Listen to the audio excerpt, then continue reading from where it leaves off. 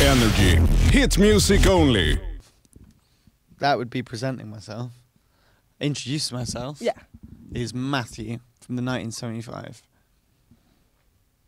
And he just had some Swedish candy, Ahlgrens spelar. I did. They got 5 out of 5 stars. Well, 4 out of 5 stars. Because then I would leave myself no room for improvement. Because there's definitely better things than them. But they're good. Okay, that's a good note. Yeah. You're performing tonight. Yes. You sold in Stockholm. You sold out in 4 minutes. Did it? Yeah. Oh, that's cool. If you Did would, it really? If you would be one of those fans, name 3 things that are good about 1975. Name 3 things that are good about our band. Wow. Well, I mean, I think the live show has become something that people, it's quite a hot ticket. Even in, just people are starting to come to the show because visually it's quite striking, and even people who haven't been fans of the band before have come down. So that's one thing that's good, our live show. I think that a lot of people are just really invested in the new record and really invested in what we're doing live and how it's all an extension of each other. So I think that's what they're excited about.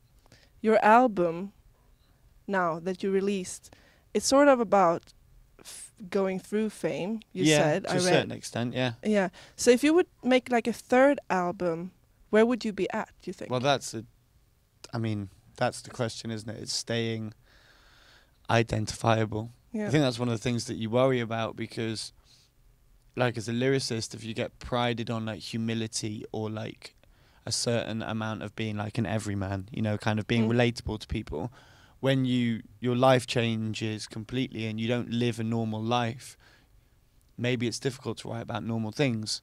That's why the cultivation of my direct life, like my infrastructure of the way my life exists, and make sure it's as normal as possible.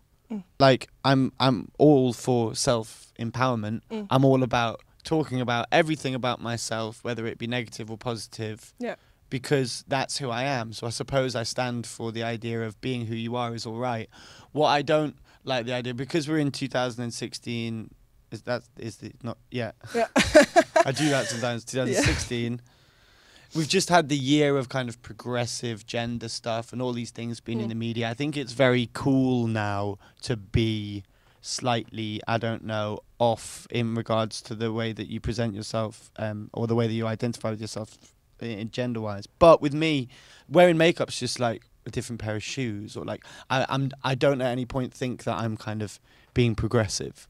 It's just part of rock and roll history, like Brian Molko, David Bowie, Mark Bolan, like, do you know what I mean? Everybody's been doing it. So I'm not trying to impress anybody. I just sometimes like looking like a girl, sometimes like looking like a boy. Do you guys ever fight in the band? No, we don't. Last night we nearly did, and it was this really pathetic situation, man. Like, we were just, everyone was tired and like a bit drunk and stuff, and then Ross wouldn't get on the bus or something. He was like, I'm staying in, where were we? Oslo. He was like, I'm staying here. And then I came off the bus. I was like, Ross, you're not staying here. And he was like, and then he said, like, fuck off or something. And I misinterpreted it because we don't talk to each other like that. We don't, that's just my friend. We don't talk to each other like that. So I was like, oh my God, Ross just like spoke to me in a really bad way. And then he came on the bus and we realized that we're never actually going to fight. I was like, I'll fight him. You can't. We weren't going to fight. And then we went from being like really, really angry men pretending they were going to fight to like 15-year-old girls consoling each other within about 10 seconds.